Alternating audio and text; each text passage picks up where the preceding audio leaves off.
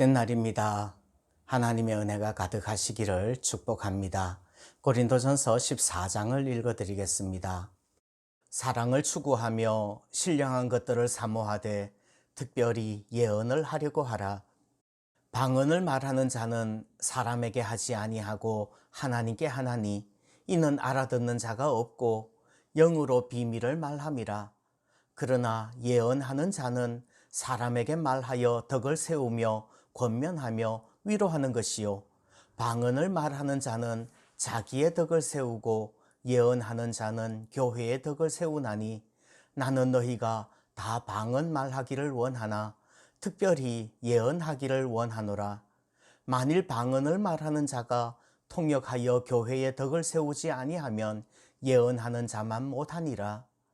그런즉 형제들아, 내가 너희에게 나아가서 방언으로 말하고 계시나 지식이나 예언이나 가르치는 것으로 말하지 아니하면 너희에게 무엇이 유익하리요?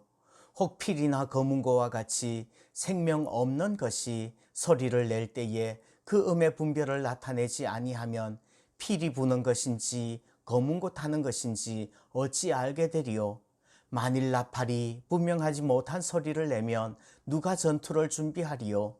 이와 같이 너희도 혀로서 알아듣기 쉬운 말을 하지 아니하면 그 말하는 것을 어찌 알리요? 이는 허공에다 말하는 것이라.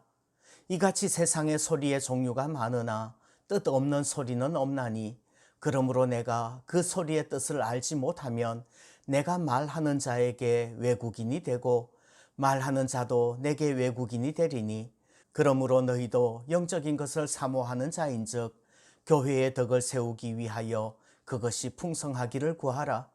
그러므로 방언을 말하는 자는 통역하기를 기도할지니 내가 만일 방언으로 기도하면 나의 영이 기도하거니와 나의 마음은 열매를 맺지 못하리라. 그러면 어떻게 할까? 내가 영으로 기도하고 또 마음으로 기도하며 내가 영으로 찬송하고 또 마음으로 찬송하리라. 그렇지 아니하면 네가 영으로 축복할 때에 알지 못하는 처지에 있는 자가 네가 무슨 말을 하는지 알지 못하고 네 감사에 어찌 아멘 하리요? 너는 감사를 잘 하였으나 그러나 다른 사람은 덕세움을 받지 못하리라. 내가 너희 모든 사람보다 방언을 더 말함으로 하나님께 감사하노라. 그러나 교회에서 내가 남을 가르치기 위하여 깨달은 마음으로 5마디 말을 하는 것이 1만 마디 방언으로 말하는 것보다 나으니라. 형제들아, 지혜에는 아이가 되지 말고 악에는 어린 아이가 되라. 지혜에는 장성한 사람이 되라. 율법에 기록된 바 주께서 이르시되 내가 다른 방언을 말하는 자와 다른 입술로 이 백성에게 말할지라도 그들이 여전히 듣지 아니하리라 하였으니 그러므로 방언은 믿는 자들을 위하지 아니하고 믿지 아니하는 자들을 위하는 표적이나 예언은 믿지 아니하는 자들을 위하지 않고 믿는 자들을 위함이니라. 그러므로 온 교회가 함께 모여 다 방언으로 말하면 알지 못하는 자들이나 믿지 아니하는 자들이 들어와서 너희를 미쳤다 하지 아니하겠느냐? 그러나 다 예언을 하면 믿지 아니하는 자들이나 알지 못하는 자들이 들어와서 모든 사람에게 책망을 들으며 모든 사람에게 판단을 받고 그 마음에 숨은 일들이 드러나게 되므로 엎드려 하나님께 경배하며 하나님이 참으로 너희 가운데 계신다 전파하리라. 그런즉 형제들아 어찌할까? 너희가 모일 때에 각각 찬송시도 있으며 가르치는 말씀도 있으며 계시도 있으며 방언도 있으며 통역함도 있나니 모든 것을 덕을 세우기 위하여 하라. 만일 누가 방언으로 말하거든 2사람이나 많아야 3사람이 차례를 따라하고 한 사람이 통역할 것이요 만일 통역하는 자가 없으면 교회에서는 잠잠하고 자기와 하나님께 말할 것이요 예언하는 자는 2이나 3이나 말하고 다른 이들은 분별할 것이요 만일 곁에 앉아있는 다른 이에게 계시가 있으면 먼저 하던 자는 잠잠할지니라. 너희는 다 모든 사람으로 배우게 하고 모든 사람으로 권면을 받게 하기 위하여 하나씩 하나씩 예언할 수 있느니라. 예언하는 자들의 영은 예언하는 자들에게 제재를 받나니 하나님은 무질서의 하나님이 아니시오 오직 화평의 하나님이시니라. 모든 성도가 교회에서 함과 같이 여자는 교회에서 잠잠하라. 그들에게는 말하는 것을 허락함이 없나니 율법에 이런 것 같이 오직 복종할 것이요 만일 무엇을 배우려거든 집에서 자기 남편에게 물을지니 여자가 교회에서 말하는 것은 부끄러운 것이라. 하나님의 말씀이 너희로부터 난 것이냐 또는 너희에게만 임한 것이냐. 만일 누구든지 자기를 선지자나 혹은 신령한 자로 생각하거든 내가 너희에게 편지하는 이 글이 주의 명령인 줄 알라. 만일 누구든지 알지 못하면 그는 알지 못한 자니라. 그런즉 내 형제들아 예언하기를 사모하며 방언 말하기를 금하지 말라. 모든 것을 품위 있게 하고 질서 있게 하라. 아멘.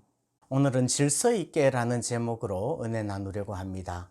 33절에서 하나님은 무질서의 하나님이 아니시오 오직 화평의 하나님이시니라 말씀을 합니다. 또 마지막 40절에서 모든 것을 품위 있게 하고 질서 있게 하라 말씀합니다. 하나님은 질서의 하나님이시죠.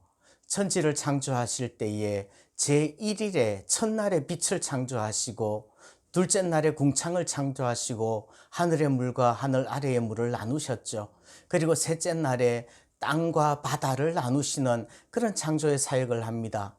그리고 제4일에는 해와 달과 별을 창조하시고 5일에는 새와 물고기를 그리고 6일에는 땅의 짐승들과 사람을 지으셨습니다. 만약에 하나님께서 질서 없이 사람을 2일차에 만들었다면 아마 사람들은 생존하지도 못했을 거예요.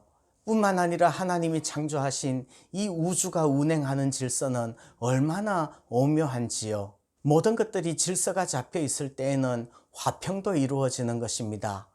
은사를 사용하는 것도 방언을 통역하는 것과 혹 예언하는 것뿐만 아니라 교회도 질서가 있어야지 비로소 화목이 이루어지는 줄 믿습니다. 교회 안에서도 어른들은 어른들의 역할을 감당하고 젊은이들은 어른들을 존중할 줄 알고 모든 직분과 직책을 수행할 때에 그것을 감당하면서 질서가 있어야 하는 거죠. 월권하거나 질서를 무시하면 화평이 깨뜨려질 줄 압니다. 그러면 우리가 추구해야 될 질서는 어떤 것들이 있을까요? 첫 번째, 영적인 질서가 있어야 됩니다. 우리의 삶 속에서 영적인 신앙적인 질서를 바로잡지 못하면 하나님에 대한 우선순위가 뒤로 밀려지는 경우가 너무 많지 않나요?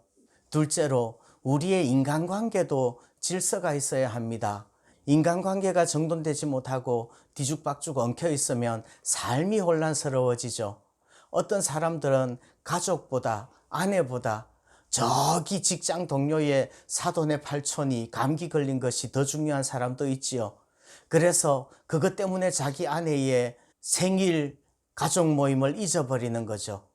관계가 질서가 없는 거예요. 관계의 우선순위가 무엇인지 모르는 것이지요. 세 번째, 우리의 시간도 질서가 있어야 되는 줄 압니다. 원래 시간이라는 것은 하나님의 질서대로 흘러가지요. 그런데 어떤 사람들은 시간의 질서를 잊어버립니다. 기본적으로 낮에는 일을 하고 밤에는 자는 것이 질서이죠.